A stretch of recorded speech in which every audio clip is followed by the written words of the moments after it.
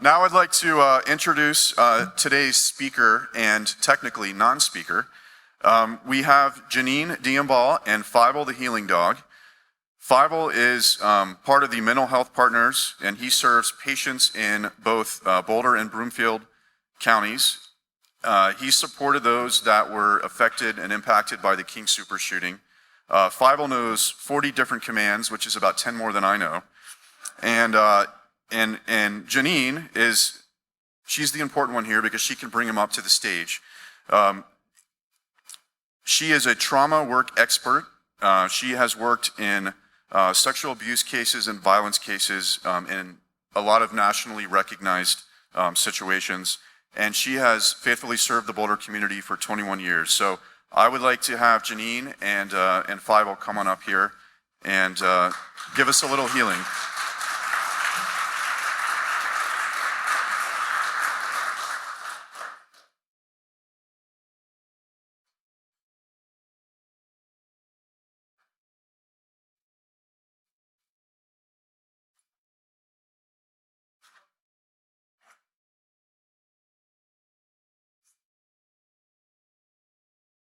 All right.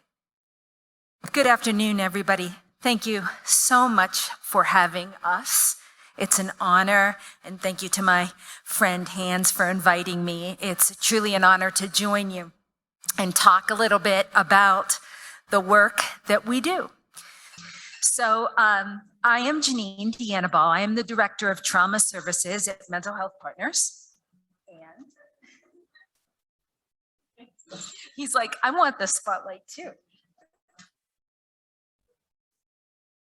Okay. And what I do is interesting work. It's trauma work, right? So the two teams that I oversee at the center, whoops, do I point this where? At you? It's not going there. Try it again. There we go. I oversee two teams called Moving to End Sexual Assault, which is the Sexual Violence Resource Center, and Moving Beyond Trauma, which is a trauma treatment center. And as I was thinking about how we could best provide services to people who have experienced this kind of traumatic stress, I really had this vision of wanting to create a warm, welcoming environment where people felt safe to come in to our clinic. Because if you think about it, people are coming to talk about likely the worst thing that has ever happened to them. And as I thought about that, I thought, well, what creates a warm, welcoming environment? And lots of things do, but I thought of a dog, right? As a piece to kind of create that bridge. So that's where the vision kind of came into play. And so we decided to go and try to find the best dog that we could to do this work, because it's kind of, there's some special skill sets involved with the work. It's not just any dog can kind of come in and do these things, which I'll explain in a minute. So we went through an application with this agency called Canine Companions for Independence. They're a national nonprofit agency. They have 6 regions across the country. We are in the Southwest region. And so our region is California. So we applied, let me just move Fievel back to his place here.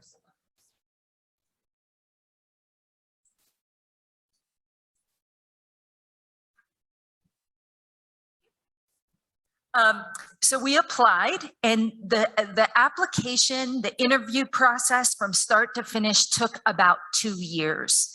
So it was not a fast decision.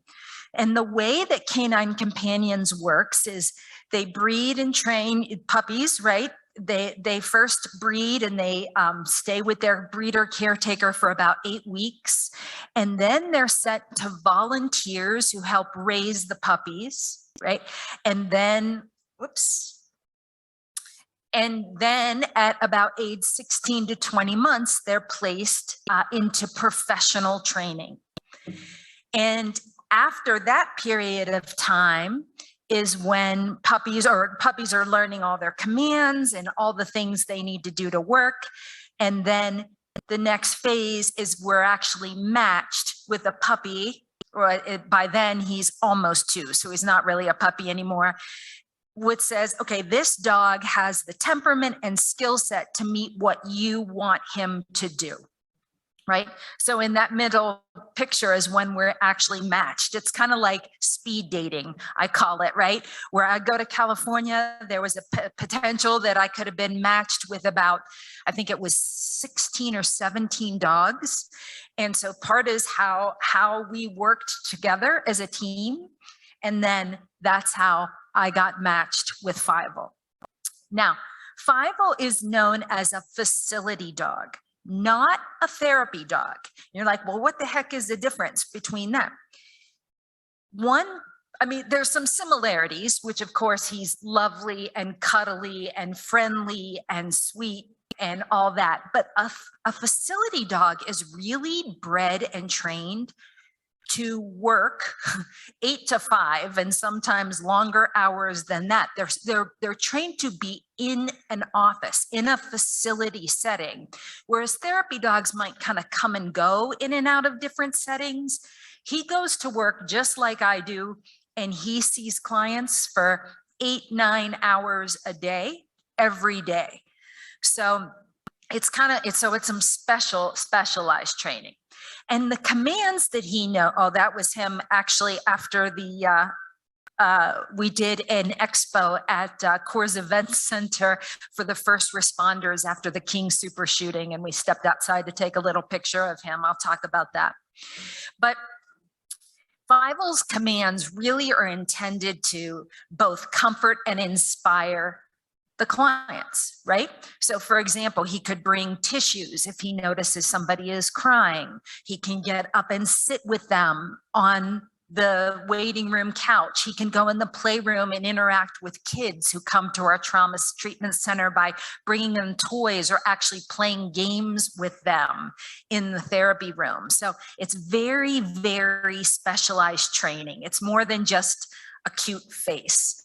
And I mean, he's that too, of course, but there's a little bit more to it. I have to show you this video.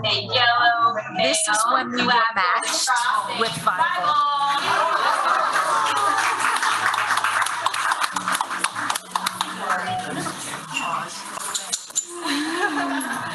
Pumpkin pie.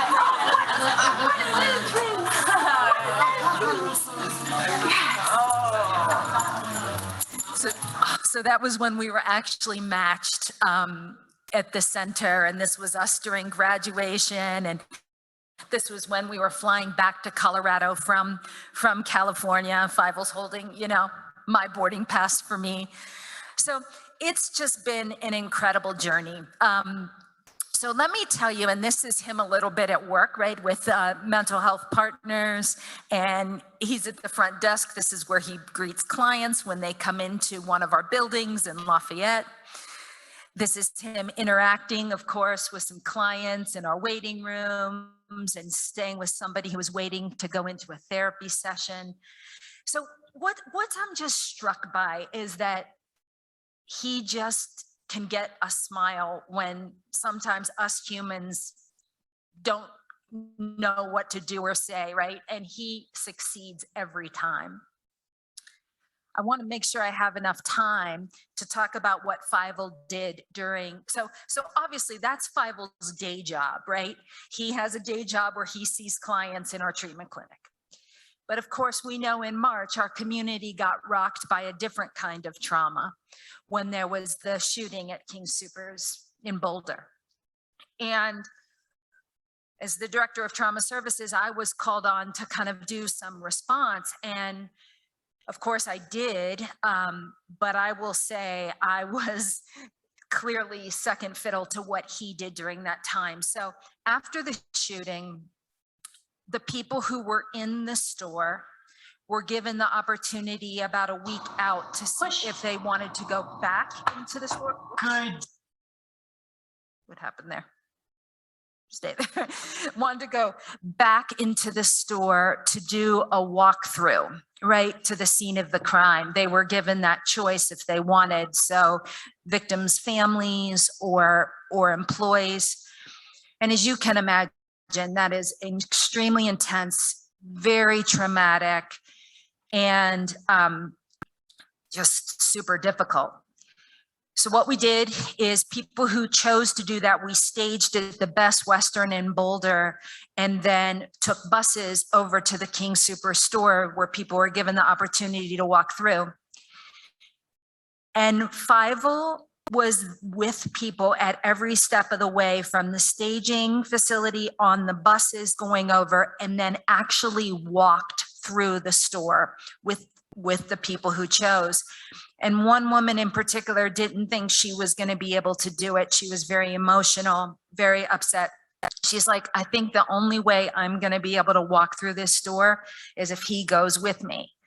And so I'll be darned, she took him by his leash. I was with her, and she walked Fievel through the store and was able to get through the store walking Fievel with her every step of the way. And then, of course, feeling emotional, he was right there and could provide comfort in a way that none of the rest of us could. So really, he supported the first responders. He supported the people directly impacted in the store, and he was tired.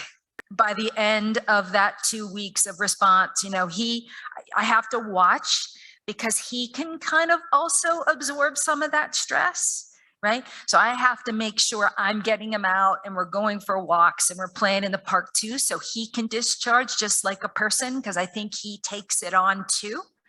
And we were in that store for, I think it was about 4 straight days, with the first responders walking through, the victims' families. And I had several people say that they don't know what they would have done or how they could have done it without him. So that's just a little bit there. I know I'm short on time, so I'm going to have to I have videos to demonstrate some of what his commands and what he can do. I don't know what this one was. Oh, this was him. Good job. That's how he can just kind of nuzzle in and sit with someone in the waiting room. I mean, he's really remarkable. There's some things you just can't teach, though. You got it. Yes. Let's go. Have a sit. Drop. Good job. Push. Good job. So that's how he can play with the kids. I mean, I could go on. I don't want to bore you with these videos. I think they're keep coming. Drop.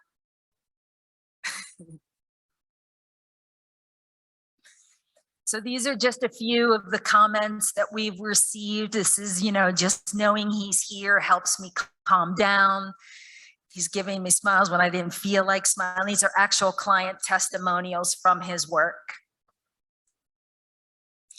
And just to give you an idea, this was pre-pandemic. He was averaging about 50 clients a month that he was working directly with. So since he's been, you know, that's about 700 clients in a year. So he has a very high caseload. And he never asks for a raise, which is amazing. Never has, right?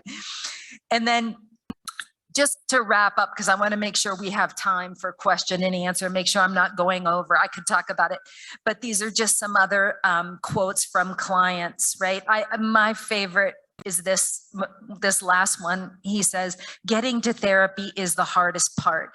If Fievel is in my brain, then I can get to the door, because he really is a motivator to help people actually get to the office and get in for their session.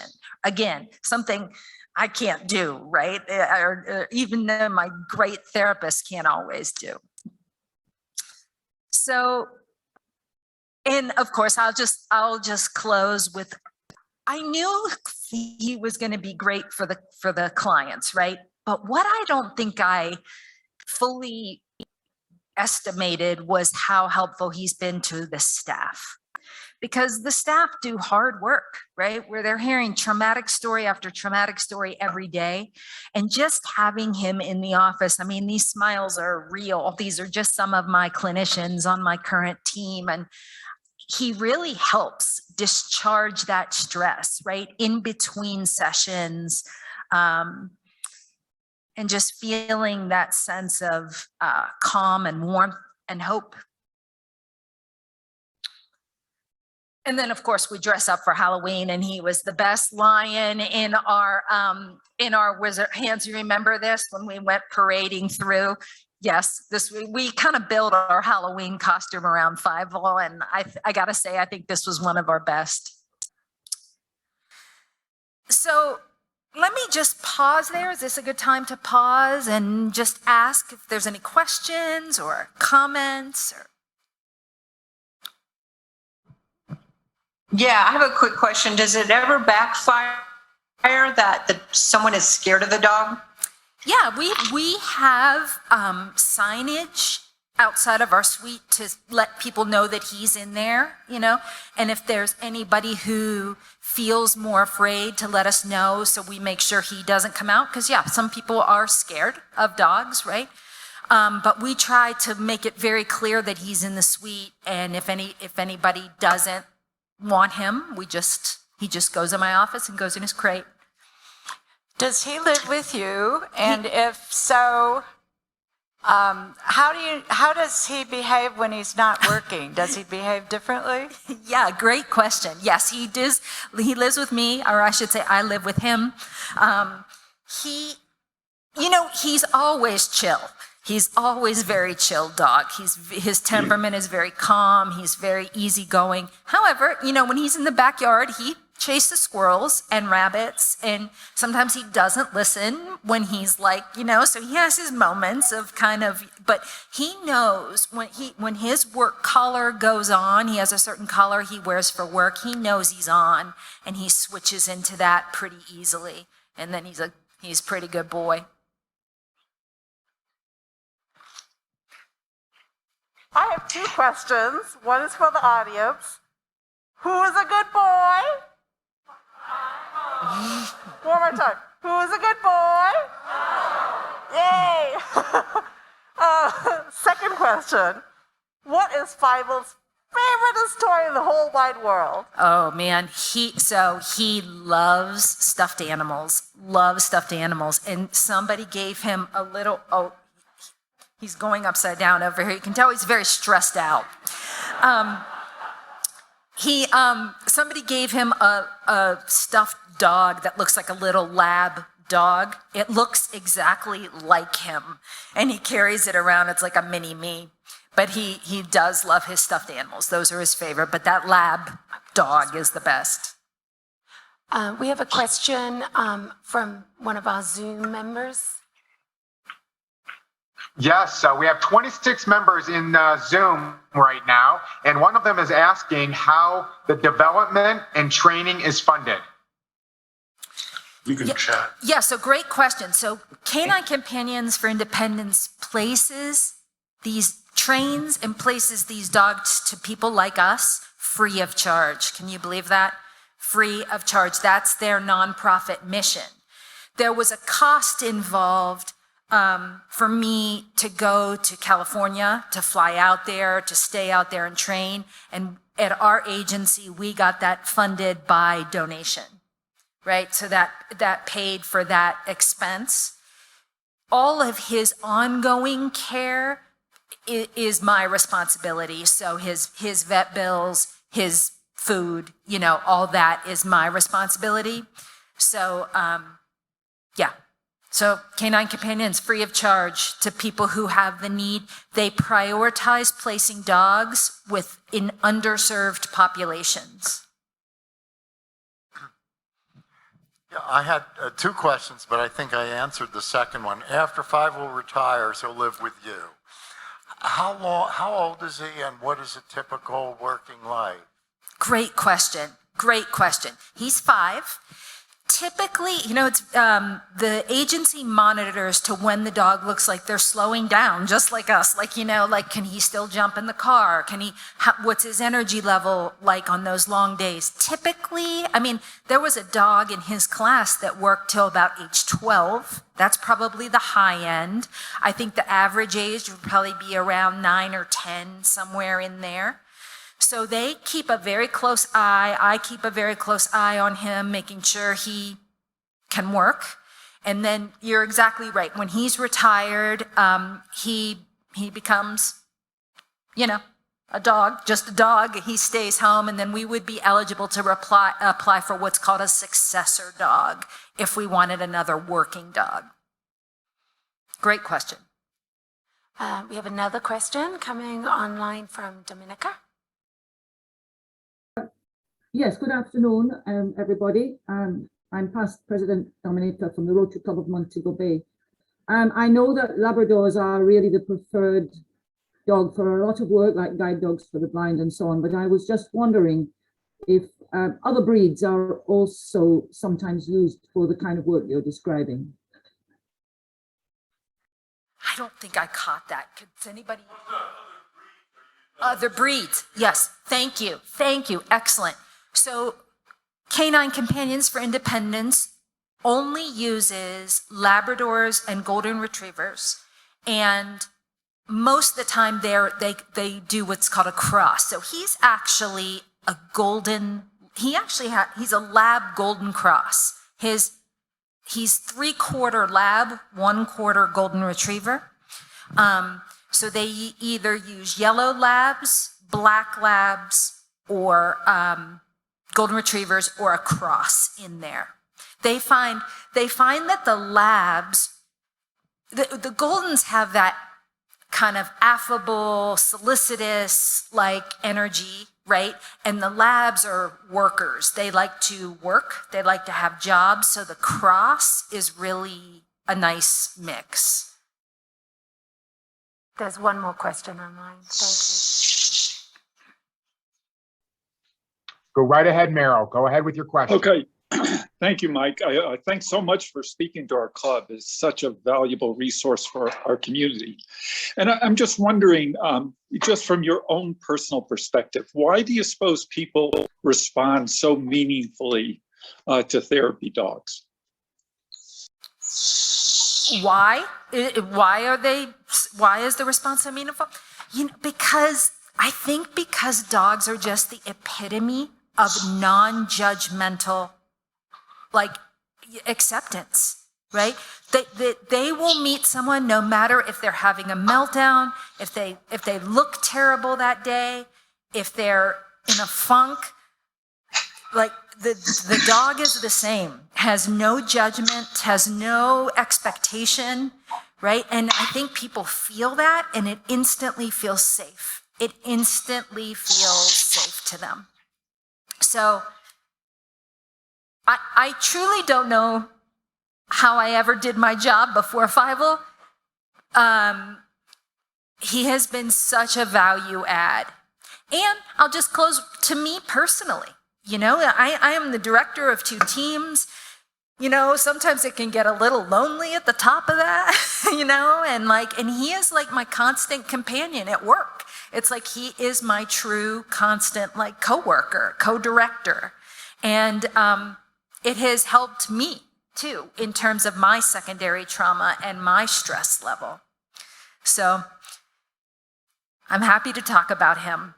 And just know that he is doing amazing work for the community. What he did, to the response of the King Super shooting, I've never seen anything like it. We went to the Boulder Police Department, the CU's Police Department afterward, when, of course, law enforcement was such in a, tender, raw place. And just seeing him being able to put smiles on people's faces in those departments was pretty amazing. Do you have a question, sir? Yeah, for fun, his favorite thing, he loves his walks. He loves his walks, and he likes to carry his stuffies around the house.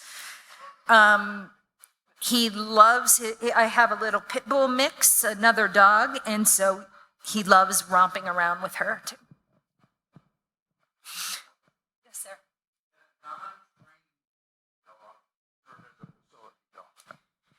So that's a good question. I guess, like, technically, yes, but here's why I guess you could, but for me, I wanted to implicitly trust him with everything he did. So if a little kid got up in his face and was like, you know, blah, blah, blah, Fievel's not going to respond to that, you know? Here's a good example. Like the other day at my office, the fire alarms kept going off, right? Just, you know how loud those things are. Like a non-trained dog, I think most dogs would be like on the ceiling with that, right? We're all freaking out. The fire alarm's going crazy. Fievel didn't even flinch, right? So I think you could put another dog in there, but from a liability perspective and just from a, you know, what he's equipped to do, I don't think you can't replace that 2 years of training that he has and his breeding, right? I think we have one final question from Deborah Simmons. Hi, Janine. This is such a touching, beautiful story. I have two questions. One is, I've heard that Fievel will go get reluctant folks from the parking lot and bring them up. I wonder how that works. But the other thing I also wonder is, what kind of training do therapists need to be able to use Fievel? Two great questions. I'll tell them both. Yes, so Fievel, at our trauma treatment clinic, there was an adolescent boy whose parents were trying to get him in for counseling, and the kid was just not having it. He was in they pulled up in the parking lot for their appointment, and the kid just didn't want to get out. And the parents were like, I hear there's a dog in there. And he was like, yeah, right, you know. And they called, and I went in the parking lot with Fievel, and the kid rolled down his window and saw Fievel. And I brought Fievel over to the car, and the kid opened the door and started petting Fievel. Next thing you know, the kid was out of the car. Next thing you know, I said, do you want to walk with me? Fievel has to go back in the suite. And the kid followed Fievel right back in the suite into the waiting room and ended up going to his therapy appointment, which was amazing. So yes, he has brought a couple kids out of the parking lot, which is really cool. And then, let's see, what was the second question? I had it. The training that therapists need to use a dog. That's right. So this is interesting. So the rules are Fievel can only be handled by 2 of us. So it's not like I take him into a therapy room and I leave him. I would have to go into the therapy session with him, or his other handler does that too. And at first people were like, really? You're going to have somebody else sit in the therapy session? We found that about 72% of people did not mind a handler in the session if Fievel could come in. So it wasn't a barrier that we thought it would be. I mean, occasionally people were like, no, I don't want anybody else in here, which is fine. But most of the time they were okay. So he actually stays with either me or his other handler, because we're the ones trained to know how to work with him. So it's a great question. Well, thank you, Janine. So I think many of you know that I had the privilege and honor to work with Janine as the interim CEO at Mental Health Partners for a couple of years, 2018 to 2020. And I was just absolutely amazed by the incredible amount of work that Janine and her staff does, and was there when Fievel arrived as well. In that last slide that she showed, as many of you may or may not know, we have almost 500 people that work at that organization. And when Fievel came, I don't care what meeting it was, it could be a small meeting, a leadership meeting, it just put smiles in people's faces. It literally emotional for me, but it calmed people. And the stress that this staff does every day in taking care of people in absolute distress. some of the worst trauma you could ever imagine, stories that they have to tell. And if you had a Fievel around, it just made a difference. And for the staff, it just made them feel just much better. And that last slide you showed proven to that. The other thing that I've thought about, and if I had a choice, we have 7 or 8 different locations. We've got the Crisis Center on Airport Road. We've got locations in Longmont. We've got locations in Boulder. We have locations in Broomfield. If we had the resource, I'd love to have a therapy dog at every location. It would make a huge difference. We can't easily clone that dog, but we'd love to do that. So if anybody would love to get involved, and you know Janine's contact information or MHP, it would be my wish and a dream that we could absolutely replicate this type of support. Fievel was amazing, and there is a resource center now on Baseline that King Supers and MHP have put together, and they have therapy dogs there as well as Fievel. So it just makes a big difference in terms of the quality of life and for our staff that are so stressed in all the work they do. So in my honor and a gracious gift to Janine, it's my privilege and honor that Rotary International for years has had a campaign to eradicate polio. And we're very close to the end. There's only a couple of countries left that have any polio cases. And in your honor, we're going to again donate 100 doses of polio vaccine for you coming today and having Fievel share his experience with us. My last humorous story, just to let you know, one day I was asking Janine about commands. Well, what other commands does Fievel do? So I was just sitting in a chair in one of our break rooms, and she says, well, are you thirsty? I said, well, yeah, I'm kind of. Fievel literally went over to the refrigerator, had a towel on the refrigerator door, opened the door, took a can of seltzer or water, and delivered it to me. I said, can I use him for Super Bowl? Because I got beer in my refrigerator. It would work really well. It'd be really entertaining. So thank you, Janine. Appreciate it.